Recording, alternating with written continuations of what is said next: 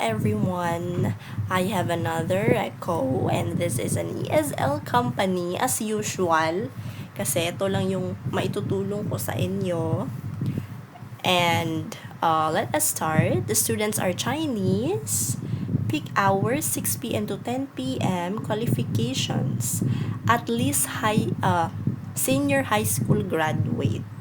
Must have good English pronunciation. So the name of the company is Bright Speak English.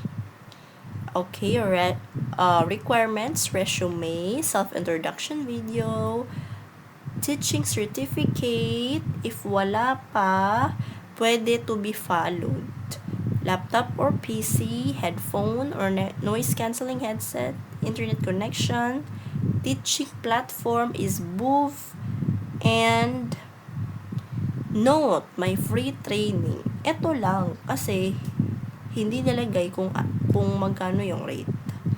Now, apply Cheryl Maldita 19892511@gmail.com. Her FB Cheryl G. Malida. Sorry guys, Cheryl.Malida pala. Akala ko Cheryl.Maldita. Sorry. Anyways, ilalagay ko yung kung saan kayo mag-apply sa description box para di kayo mamali or malito. Okay guys, sana lang if mag-apply kayo sa isang company and then nakapasa kayo sa initial screening and then sasabihan kayo na for demo na kayo, wag naman kayong magbigay ng rason na ganito, ganyan.